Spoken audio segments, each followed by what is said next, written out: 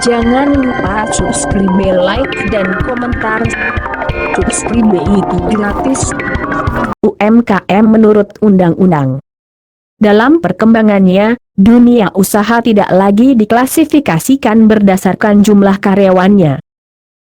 Berdasarkan Undang-Undang Nomor 20 Tahun 2008 tentang Usaha Mikro, Kecil, dan Menengah (UMKM), pemerintah mengelompokkan jenis usaha berdasarkan kriteria aset dan omzet.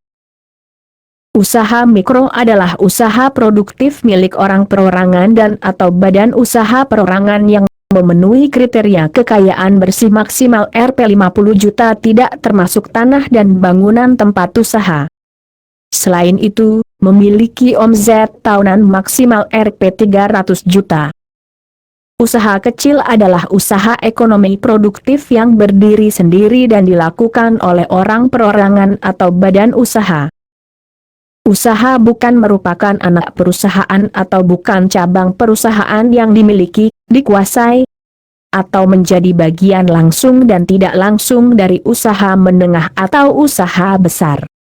Kriteria usaha kecil adalah kekayaan bersih berkisar lebih dari Rp 50 juta sampai Rp 500 juta.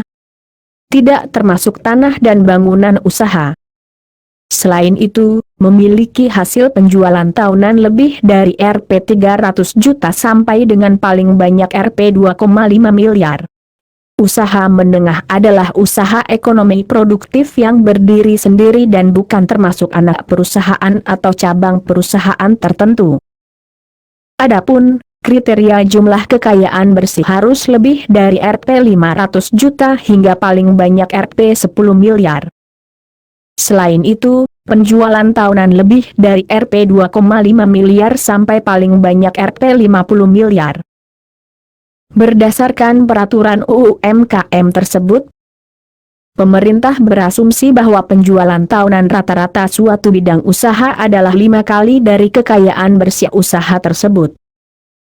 Definisi tersebut sesungguhnya lebih mengacu pada kinerja operasional, karena usaha dengan jumlah karyawan besar sekalipun dapat menjadi usaha kecil jika penjualan tahunan dan kekayaannya rendah.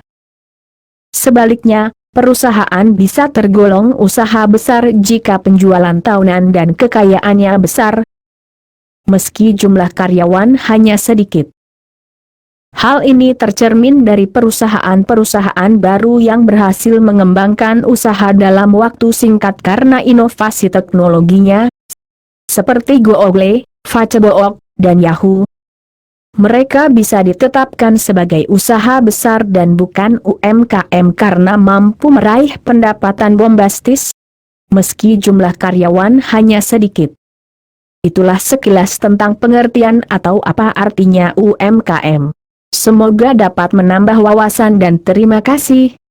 Jangan lupa like, subscribe dan komentar.